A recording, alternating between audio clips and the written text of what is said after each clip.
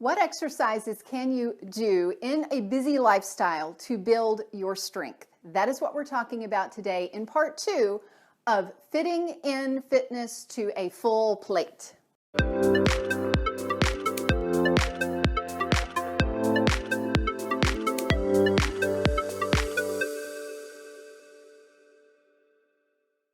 Welcome, I'm Sheri Traxler with Vireo Life, author of Go Forward, 28 Days to Eat, Move, what we're talking about today, and enjoy life God's way. I am so glad that you are here. Remember to subscribe and click that notification bell because this is part of a whole series on living healthy in a busy lifestyle. Also, make sure you're following me on Instagram because I have several exercises posted there this week for you. Now, what does it mean to build strength?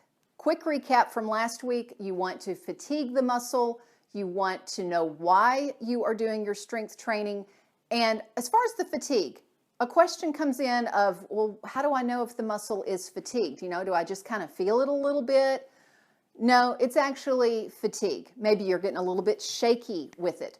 Maybe there's more than just a warmth. There's actually like, oh, I'm feeling the burn. Something where if I'm trying to do, let's say, this movement 10 times, 12 times, 15 times, and I could probably do a couple of more, but boy, it would be a real challenge.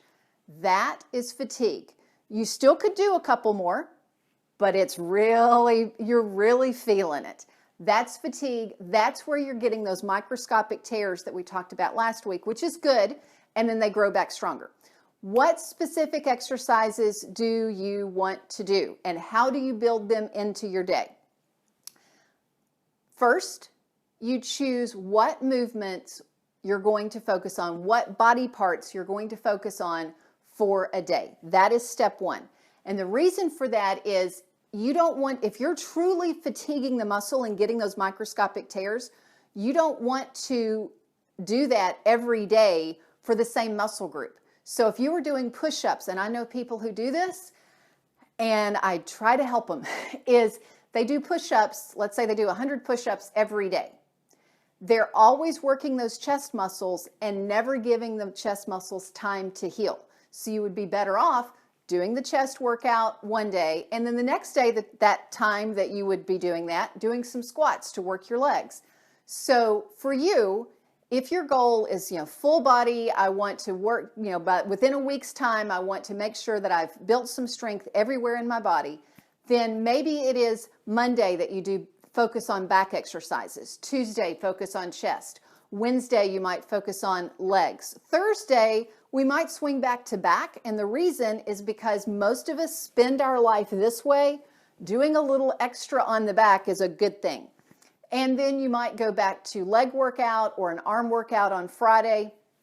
Mix it up however you want, but focus on particular muscle groups on different days of the week. Then as I show you these exercises, go, okay, those are the 3 I'm going to incorporate on Mondays. Those are the 2 I'm going to incorporate on Tuesday. You get my idea? If you don't, please put questions in the comments. I will be happy to help you with this. As we dive into the exercises themselves, number 1 is grab a Post-it note, grab a sheet of paper, write down the exercises that you want to do on particular days. Number 2, make sure that you're following me on Instagram and on TikTok because I am sharing some exercises with you there. We can do them along the week together. And third, let's just have some fun with this, gamify it a little bit.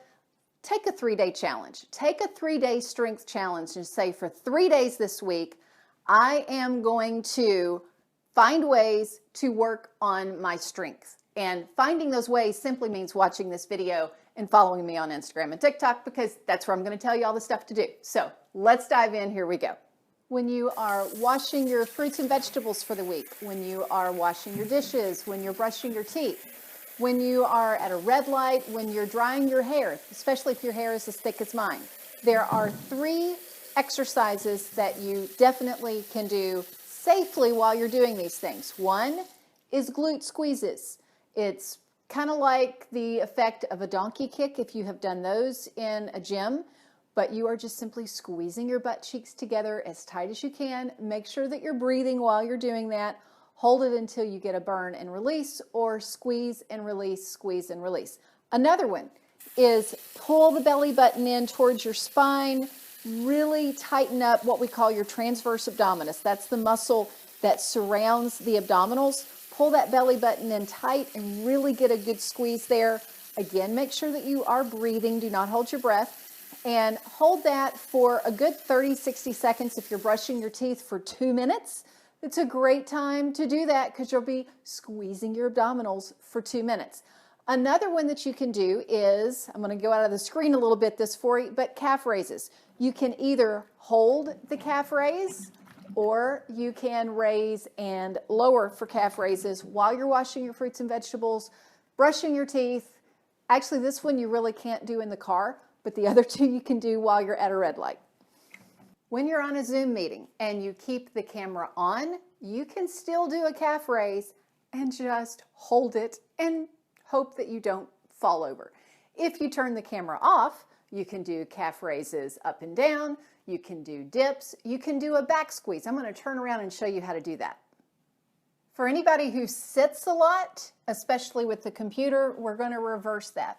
Arms in the air, squeeze the shoulder blades together, back and down, hold that squeeze for a second, back up. If you've ever done a lat pull down or a pull up at a gym, it is the same type motion. And if you do several of these and really concentrate on squeezing those muscles tight, they will get a burn and you will get a workout. So it's Wednesday night, MasterChef is on, and Doug and I are sitting on the sofa watching MasterChef. Whenever commercials come on, instead of changing the channel to watch something else, what would really be something good to do? Squats and a whole bunch of other stuff. So I'm going to do some squats and tell you all the exercises you can do with the TV and how to do it. So squats, just simply basic squats during the commercial itself. And then the kicker comes whenever the show comes back on and you do a squat hold. And you hold for the first minute of the show and then you get to relax. So while I'm holding this squat hold, let me share the rest of the exercises you can do with commercials. And yes, I really am holding this squat. And yes, my quads are starting to burn a little bit. So you can do push-ups. You can do dips. And I'll show you some of these in other parts of the video. You can do wall push-ups as well as floor push-ups. You can do crunches on a ball or crunches on the floor. You can do bicep curls. You can do bent over rows, bent over flies, and back pulls for your back. I'm not sure if that's quite a minute yet, but it's burning like it is, so I'm going to call this done.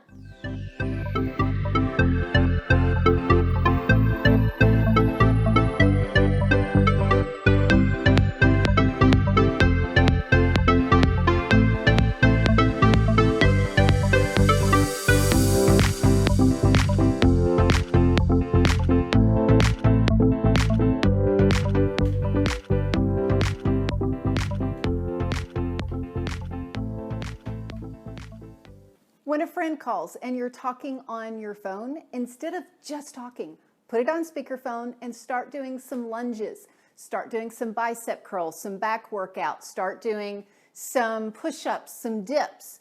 You can exercise even while you're talking with somebody. If you work from home and have access to dumbbells, or if you're okay bringing a couple of dumbbells to work, you can do some bicep curls during your lunch break. You can do some bent over rows, bent over flies, pretty much anything that doesn't require your getting on the floor.